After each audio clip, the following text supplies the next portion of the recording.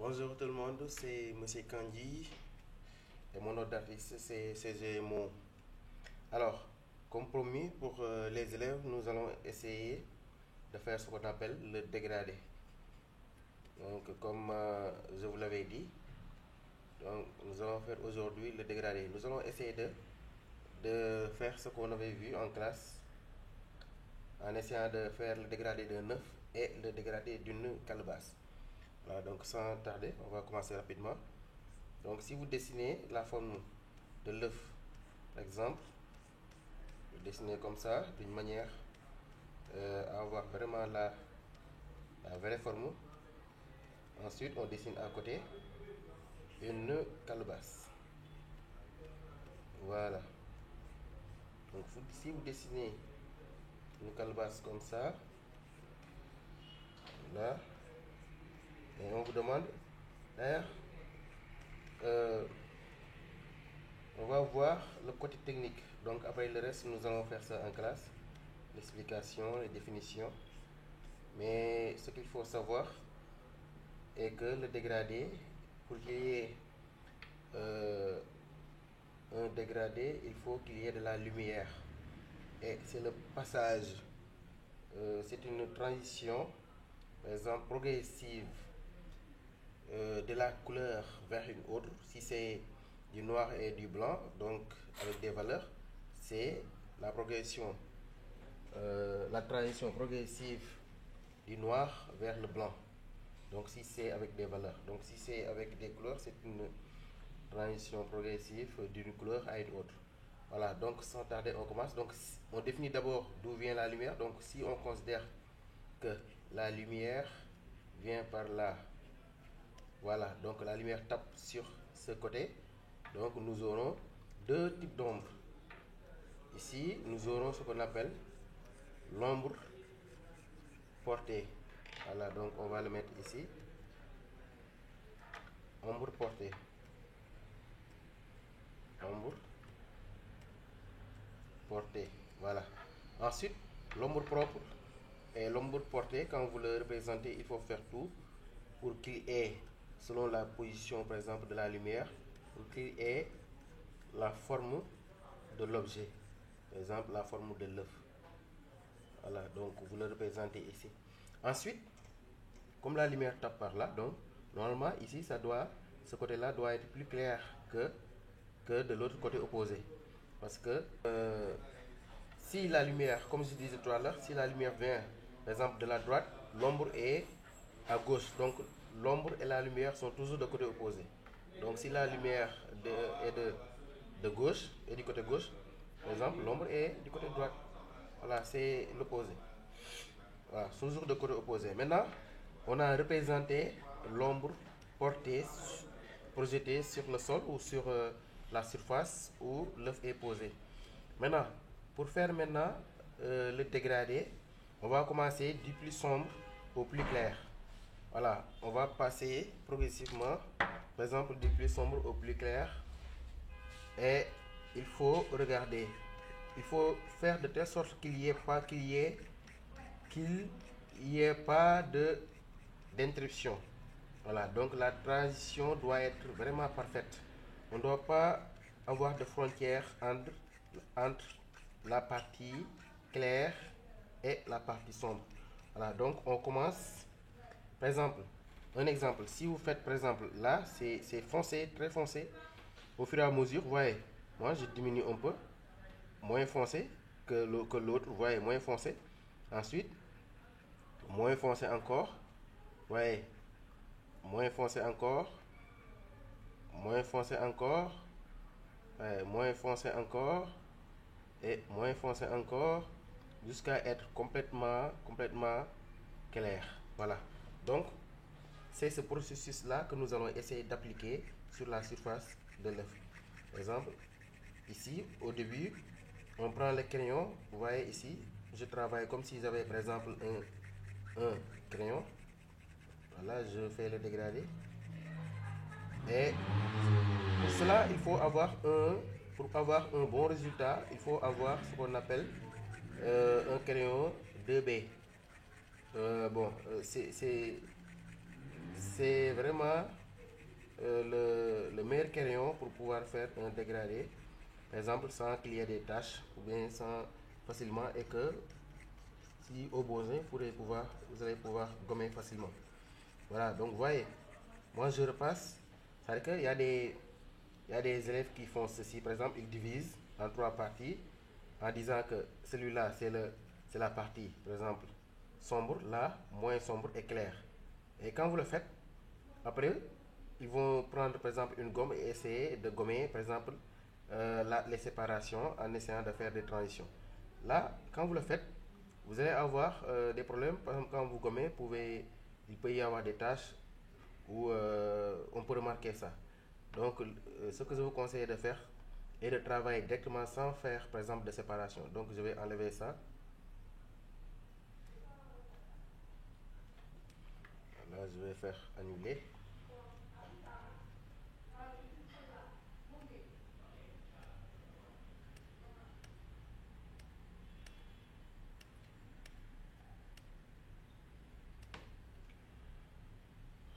Bizarrement, ça ne part pas. Bon, comme ça ne part pas, je vais gommer.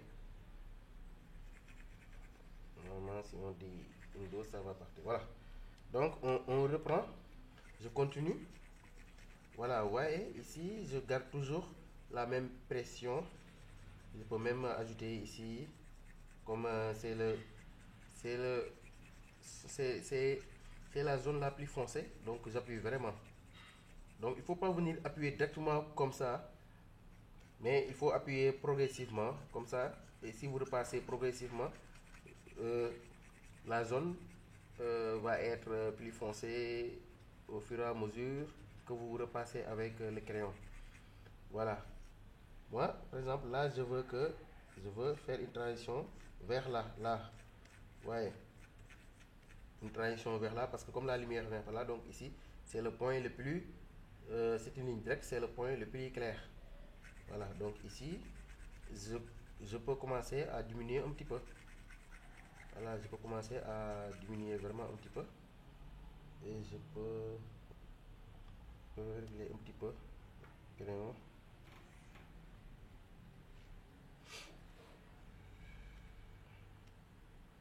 Régler un petit peu.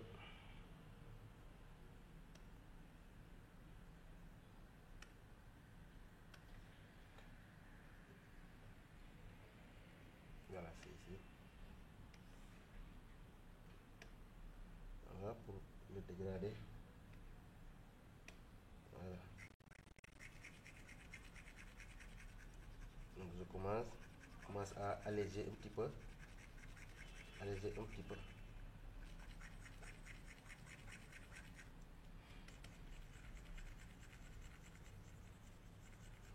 Voilà. Et là aussi, pour l'extrême, je peux augmenter un petit peu.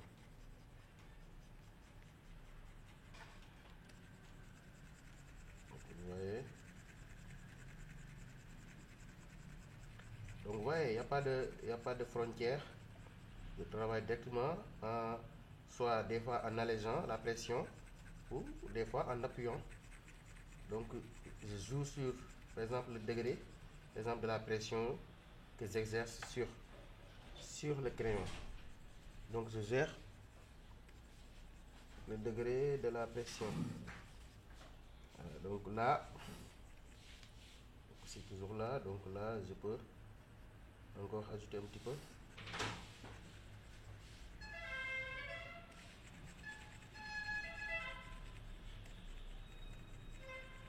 Là. Là, maintenant, je peux commencer à vraiment diminuer la pression. D'ailleurs, je pourrais ajouter la taille. Ouais. On peut changer de crayon, soit vous continuez avec votre 2B, ou bien vous prenez un 4B ou 5B. Donc là, la mie devient plus molle et que vous pourrez vraiment, vous pouvez dégrader sans appuyer. Ouais. Donc Vous voyez, donc on fait une transition progressive tout en appuyant légèrement. Donc ici, je peux augmenter encore le degré de la pression. Et je peux augmenter.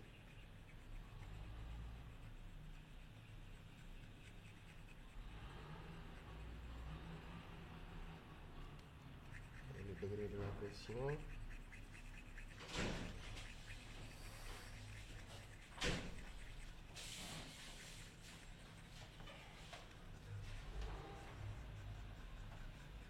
Donc un petit peu.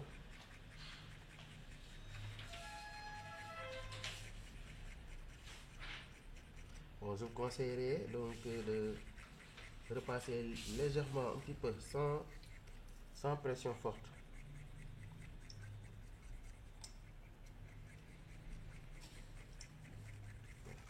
Donc en question de dégradé, il ne faut pas se presser. Il faut prendre son temps. Donc pour vous, pour arriver à vraiment dégrader correctement un œuf, il vous faut vraiment 30 minutes, voire même plus, selon votre degré de maîtrise. Et il faut vous accompagner aussi d'une gomme. Une gomme. Par exemple, si vous faites des erreurs, comme ça, vous gommez. Voilà.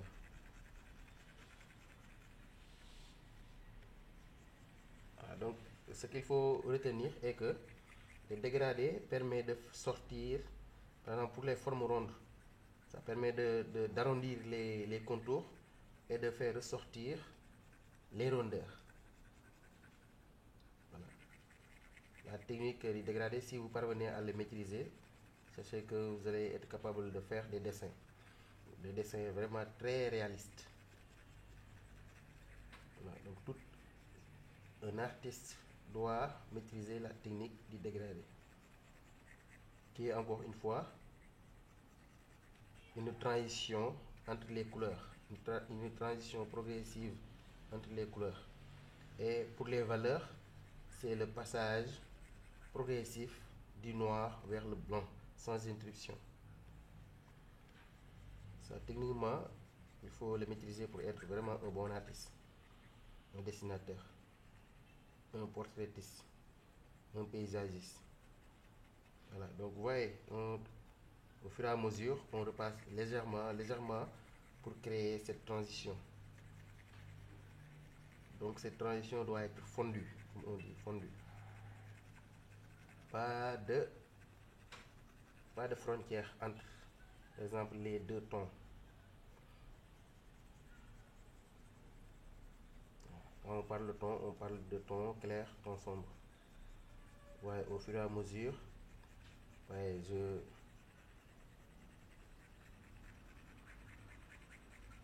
quand je viens ici, j'appuie. Ouais, j'augmente la pression. Et quand je viens là, ouais, je diminue la pression exercée.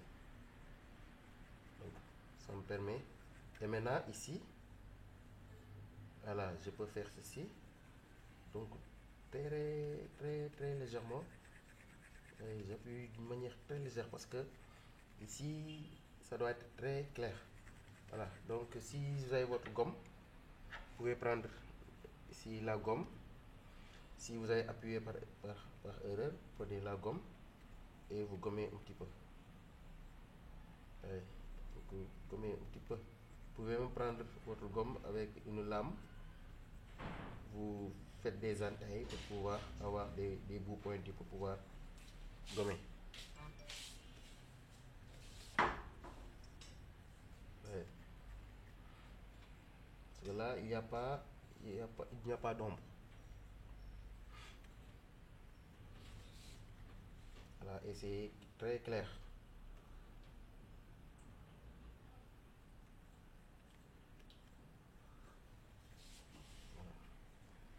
Vous pouvez vous aider avec la gomme, vous gommez un petit peu, ou bien vous prenez un coton-tige pour mélanger, pour vraiment faire les transitions.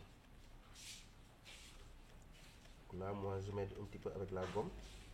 J'enlève les points, les taches sombres. Parce qu'avec la pression, on peut des fois avoir des traits, des marques par hasard, des marques comme ça par accident plutôt. Voilà. Donc si je...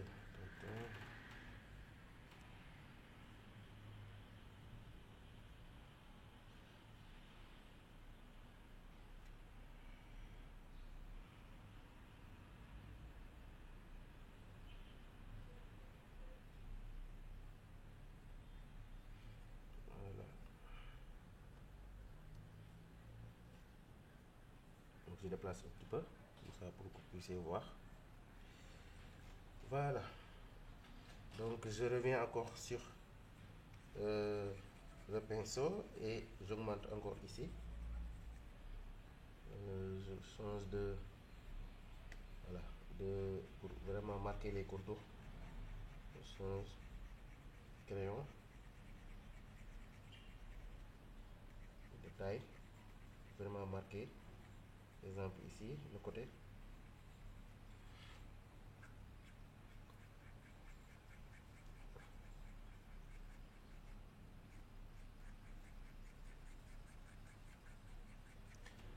Voilà. Là aussi. Un petit peu là. Alors, je vais travailler un petit peu l'ombre.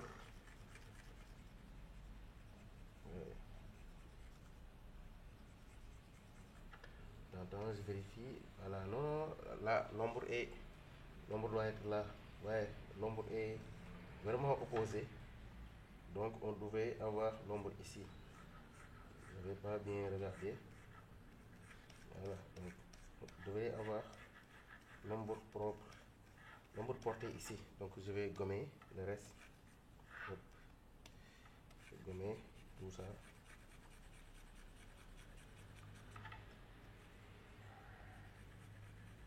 Voilà. Donc, il faut toujours faire attention à tout ça. Alors, je vais reprendre. Voilà. J'augmente la taille.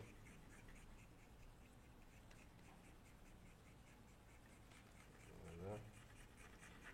Donc,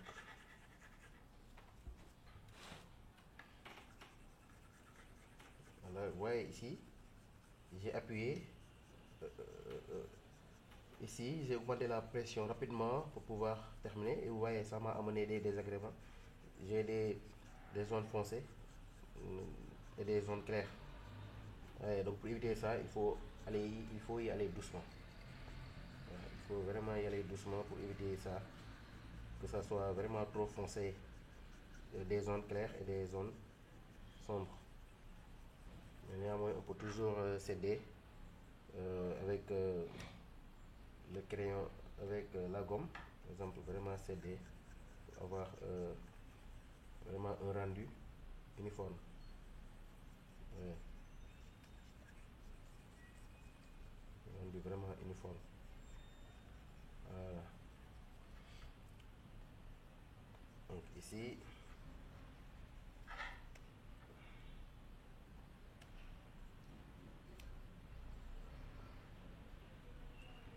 voilà.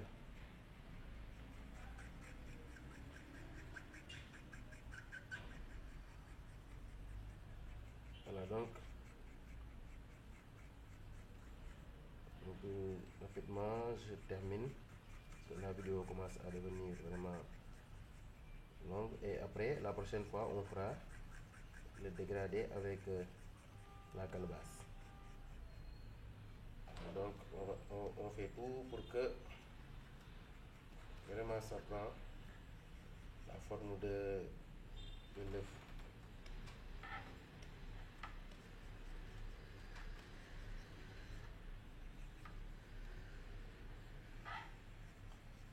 Voilà.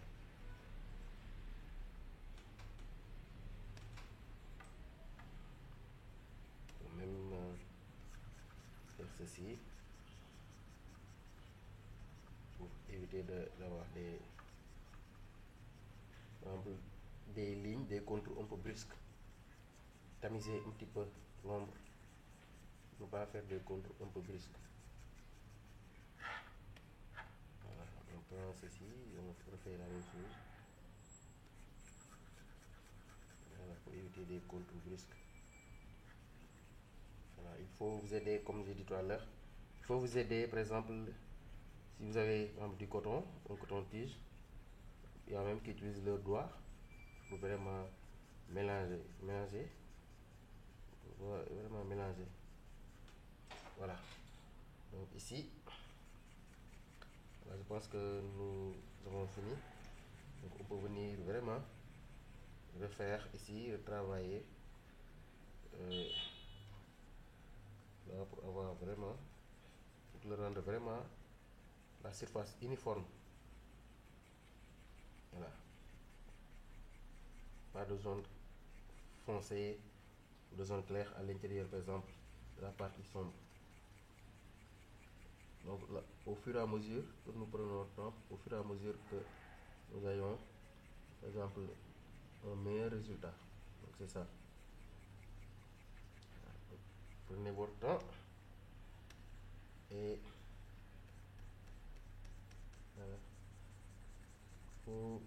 si vous ne réussissez pas au premier exemple, la première fois, au premier coup de pince de crayon, recommencer. Ne vous découragez pas, donc il faut recommencer. Voilà. Voilà, donc je suis en train, c'est comme si j'étais en train d'avoir une gomme, d'appliquer une gomme pour mettre la lumière, accentuer la lumière. Voilà. Alors, je pense que nous avons fini aujourd'hui pour le dégradé de 9. Et maintenant, ici, là, c'est, on va mettre l'ombre portée. Et ici, sur la surface, par exemple, de l'œuf, c'est l'ombre propre. Voilà, l'ombre propre.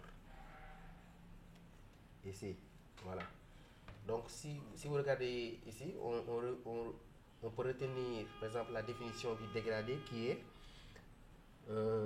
dégradé en valeur, qui est le passage progressif du noir vers le blanc. Ouais, le noir, on a ici un passage progressif ou bien une transition progressive, ouais, du noir vers le blanc, sans interruption, sans frontière. Voilà, donc si vous arrivez à faire ça, vous allez pouvoir faire des dessins très réalistes. Donc il faut essayer de le faire avec d'autres objets ronds, par exemple comme par exemple une mangue, des fruits. Il faut essayer avec les fruits, avec des seaux, des objets, par exemple, qui ont en tout cas qui ont des formes rondes. Donc, vous essayez, et au fur et à mesure que vous faites, vous vous exercez, vous allez arriver à vraiment avoir un bon résultat.